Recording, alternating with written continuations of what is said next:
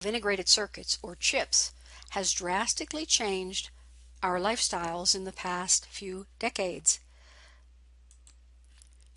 Integrated circuits have become very important in terms of the sheer number of places that we use them, the ways that we use them, and the ways that they have allowed us to improve our lives. As we look at integrated circuits, we'll talk about their importance, their advantages, some of the manufacturing steps that are involved, the need for cooperation as well as competition in the generation and manufacture of integrated circuits, and the importance of modeling in effectively creating integrated circuits. Integrated circuits are very important because they are embedded in every intelligent machine that we see around us. The integrated circuits help systems to operate correctly and respond to different conditions in the environment and different conditions in a process. For example, thermostats that may adjust heaters or coolers and keep your house at a reasonable temperature without expending extra energy overheating it during the day. Radios can be set to track the same radio station as you travel from one place to another. And people are connecting in ways we've never been able to connect before due to the flexibility and productivity of integrated circuits in being able to connect us wirelessly to each other at great distances in user-friendly, easy modes. They're also important because they've improved our safety and security. Automatic garage door controllers will not close if a child or pet is in the way. Security locks can be placed and can be adjusted to an individual combination or several different combinations, and they can even be controlled from a distance. Communication today is available in a multitude of modes that are supported and strengthened by integrated circuits or chips embedded in all of the devices that we use. Integrated circuit manufacturing is an extension of the Industrial Revolution. When we discovered as people that we could increase productivity by creating standard parts and assembling them, we increased the productivity and the repairability of many of the items that we use. In addition to that, the assembly line was used so that people became efficient at the assembly of different parts. Integrated circuits take that one step further. They combine standard parts with wires and components, connections, and insulators. The fact that all of these things can be manufactured in the same processes drastically decreases the need for assembly of separate components and increases the functionality of any given circuit, so that integrated circuits today can do much more than they could in the past. In addition to that, integrated circuits allow us to minimize the energy spent in many situations.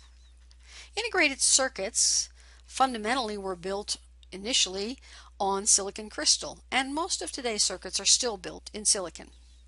The crystalline structure of silicon is wonderful in that it provides several different electrical characteristics based on how it is treated with very minor adjustments and chemical dopants. Silicon crystal, when it's introduced to oxygen, will form glass, and glass is an excellent insulator. If we put dopants into a silicon crystal, we can convert it to an electron-rich wire, or we can convert it to a wire that is rich in holes or electron vacancies. This ability to adjust the behavior of a single crystal by adding small amounts of dopants allows us to control the directions of currents and voltages with very small input signals. The wafer manufacturing requires several steps in order to create patterns in the silicon crystal that will allow us to control intelligently what happens. An incoming wafer is coated with a layer of either a layer of glass may be put down or a layer of another material, another insulator. There is a lithography process which is based on the use of light, as in photolithography. It is based on the use of light, as in photography, and allows us to take patterns and transfer them to the surface of a silicon wafer, and transfer them in extremely small size to the surface of a silicon wafer. Once those patterns have been transferred, they can be used to control etching, and the photoresist is then stripped. Once it is stripped, the wafer is cleaned, and those areas that were etched are now available for deposition of materials. This allows us to get all the right materials in all the right places on a very microscopic scale. The integrated circuit manufacturing includes several steps that are associated with the silicon wafer itself. There are steps that allow us to create wire connections, and then there are final steps that allow us to take a single chip and protect it from the environment and at the same time provide interconnections to the outside world. The wafer manufacturing steps include oxidation, which creates a layer of insulation, or it creates a layer that can be used to pattern other layers. Photoresist and etch allow us to transfer a pattern that will produce the right structure on the surface of the silicon, which allows the deposition, or the introduction of small amounts of an element, usually from column 3 or column 5 of the periodic table. And these elements are then controlled in terms of their position and their interaction with the crystal by a drive-in process that basically bakes the elements into the surface of the crystal, creating vertical depth and allowing the crystal to repair itself. The oxidation process includes a step where the wafer is baked at a high heat. With that high heat, the surface of the wafer is then exposed either to dry oxygen or to water vapor. This introduction causes the wafer to rust, much like an iron pipe rusts in the environment, forming a layer of silicon dioxide. Silicon dioxide is a glass. It blocks the deposition of materials in certain areas. It can be used to insulate wires from each other. And silicon dioxide is actually a critical element in the formation of gates that control the current, the flow of current indirectly. Gates are used to add a small voltage to control large currents that are flowing in a different direction. Dry oxygen creates a very thin, dense glass that is used in the form of gates and used for very critical device sizes. Steam, when introduced, creates a much thicker glass. It grows faster, but may have a tendency to have not as dense or as high quality layer of glass as the dry oxygen. Integrated circuits then go through a process of photoresist and etch. Photoresist is a chemical that is used to form patterns on the wafer. The photoresist is spun onto the wafer. It's baked to dry it out a bit. It is exposed to patterned light. And then another chemical is used to develop the photoresist so that the photoresist remains in certain areas as predicted and is washed away in other areas. The photoresist patterns are then used to pattern the layer of glass underneath. The photoresist masks acid from areas of the wafer and allows the glass to be etched away in certain areas and left in others. The photoresist is then removed, leaving a glass pattern that permits very controlled deposition of chemicals into the remaining areas. For deposition, there is an element source that is coated on the wafer, and then the wafers are placed in a high temperature so that the elements can migrate into or bake into the wafer surface, or the elements are created by taking a gas and putting it in a very taking a gas and putting it in a high energy, low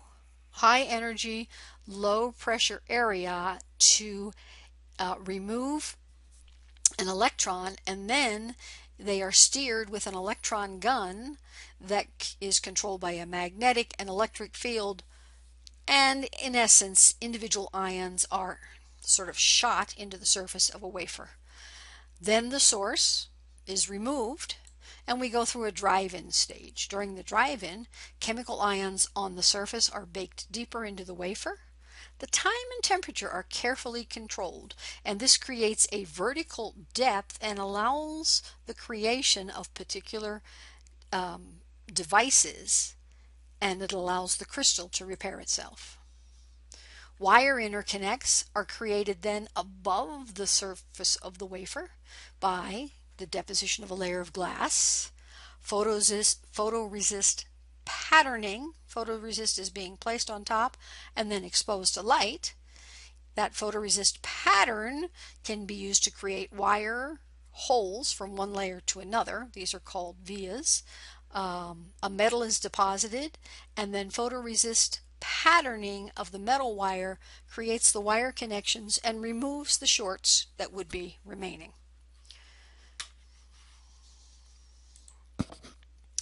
In a final step, there is a thick layer of oxide that is placed on the chip.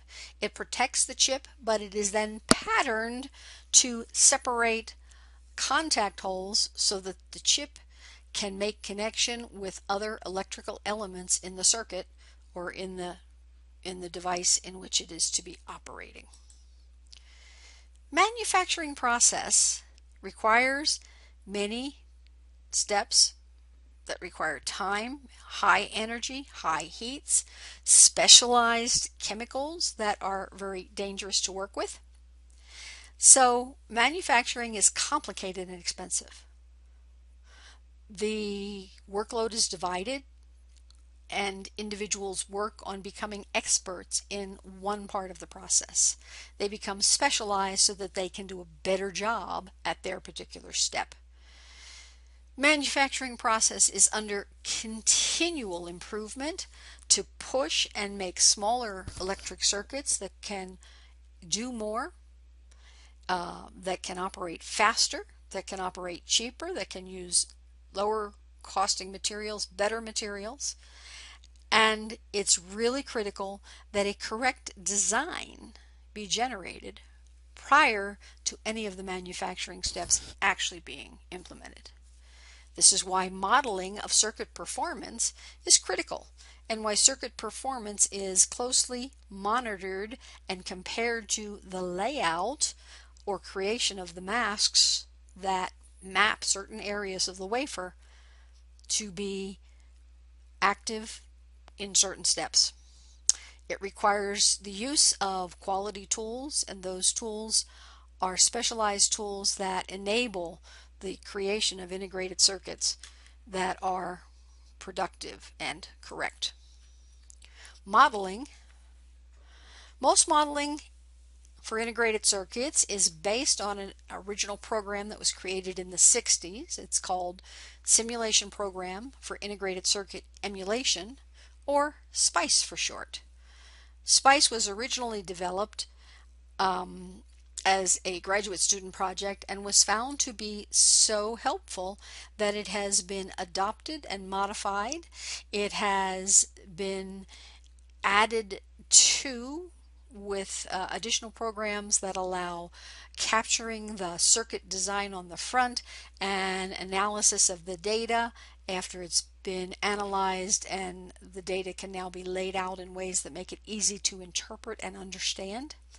It is continually being modified and improved, and in particular, SPICE can be fine-tuned to agree with or match up with a particular manufacturing process. This is a critical program for the continual improvement of integrated circuits. In general, integrated circuit chips provide intelligent machines. They are used in a growing number of applications. They are expensive and complicated to manufacture, and they require effective detailed modeling. But they make our lives much easier. Integrated circuits are so vital to everything, to every aspect of modern life. It is practically impossible to imagine an activity that has not been enriched by a chip or an integrated circuit. Health and safety, entertainment, communication, many different aspects of our lives all depend on smart systems with people-friendly interfaces and up-to-the-minute information, which requires communication. All of this leads to the fact that integrated circuits are expected to improve their functionality and basically double their performance in about 18 months, sometimes only 1.5 times improvement. But the processes, the materials that actually create integrated circuits tend to be expensive. They tend to be very dangerous to use. Industry depends on the mass production of accurate circuits in order to make integrated circuit manufacturing viable. In other words, they produce millions of circuits, thousands of circuits, and divide the cost that it takes to create these circuits by the number of items they can sell. That means it's absolutely imperative that there are no errors prior to the actual production of the circuit. Errors are extremely expensive to fix and do not warrant repairing on integrated circuits. Therefore, SPICE has been developed. SPICE is the standard modeling program. It stands for Simulation Program for Integrated Circuit Emulation. It was originally created in the early 60s. It has been continually modified and improved, and it is usually tuned to a particular manufacturing process so that it can be that much more productive for a particular company. SPICE. IC circuits must be modeled for functionality and for performance. The original SPICE program was developed to deal with the complexity of integrated circuits and to optimize integrated circuits for manufacturing. SPICE has been modified and fine-tuned to match manufacturing conditions, and with the emphasis on concurrent engineering has received even more notice, even more of a responsibility in terms of creating circuits where the manufacturing processes can be developed at the same time that the circuits are being developed. So it's imperative to be able to model circuits and predict their performance before we ever start building them. SPICE is actually 3 programs in one. There is a capture program, maybe called something else, in which schematics are used to input circuit information. Once this information is input to the system, there's a second program, which is actually the SPICE program, that does the calculations of currents and voltages throughout the circuit at many times, at many voltages, at many places, and does successive approximation to get answers that match the fundamental equations of circuit analysis and the device equations. Then there's a third program that permits the display of massive amounts of information and makes it easy for individuals to pull up the data and get particular pieces of information. However, like all modeling, SPICE is only as accurate as the data that's been input to the system. SPICE actually completes several different types of analysis. Bias analysis tells the total current, the total voltage, initial conditions, the power that's used in the circuit, and provides all of that information for an initial turn-on condition. A DC sweep will vary an input source and provide information about how all of the currents and voltages in the circuit respond to that DC variation at the input. So this would display something very much like a curve tracer, where a drain voltage is varied between 0 and 10 volts, and different gate voltages are stepped on the gate or on the base of a transistor. An AC sweep, on the other hand, is a phasor analysis of the circuit response, and assuming that there is an AC source, will tell the resulting responses in terms of currents and voltages as reflected at different points in the circuit. When detailed analysis is looked for in terms of unusual things, limits to signal sizes, transient effects, or those that are a result of turn-on effects or turn-off effects, or even analysis in response of pulses that come into the system. Quite often a transient analysis is needed, which is the circuit response in the time domain. In addition to the above analysis types, there is an opportunity to vary the conditions for each of the analysis sweeps.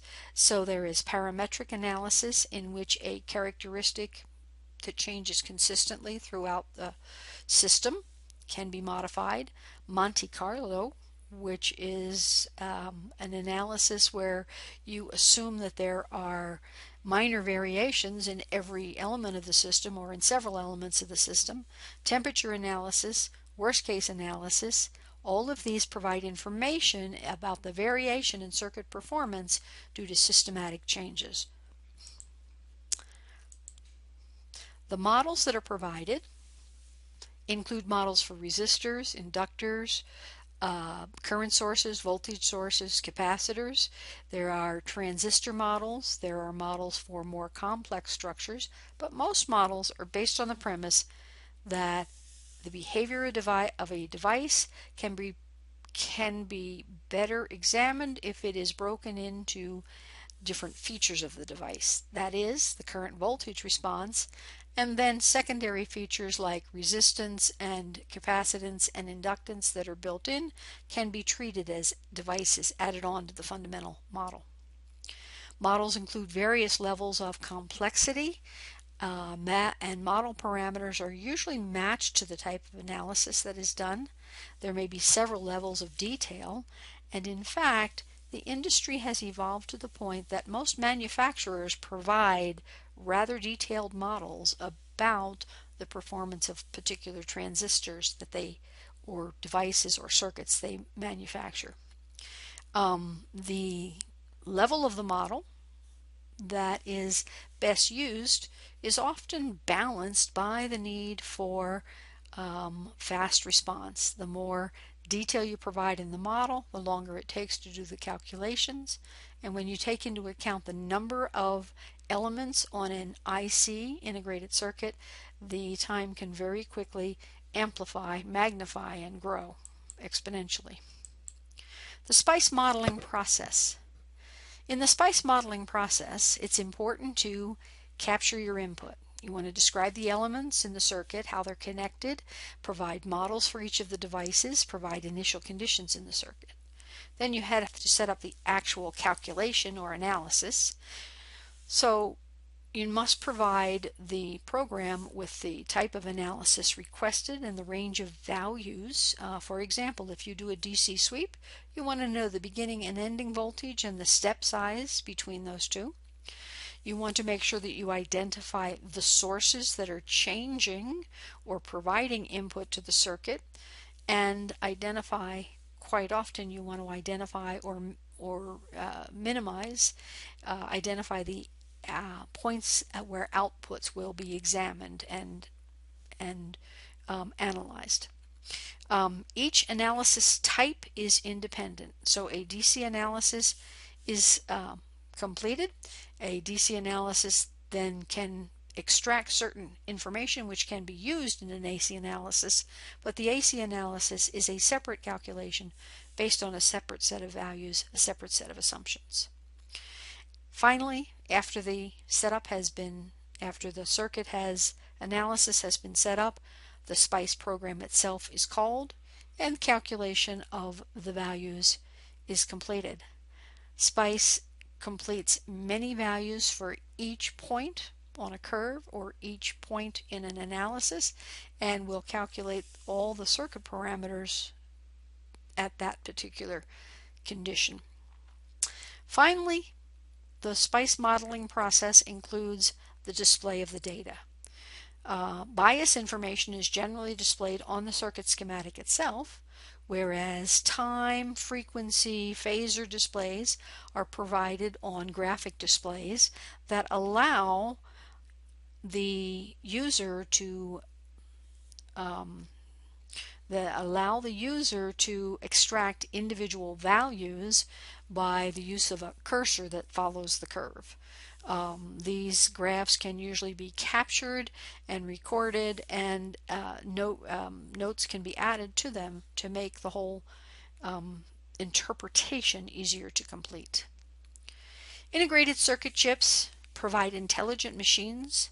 There's a growing number of application and a growing demand for bigger and better chips that do more and do it faster and provide even more support for human interface. This leads to expensive, complicated manufacturing process that requires effective detailed modeling in order to generate integrated circuit chips at a reasonable price so that they can be used in the marketplace.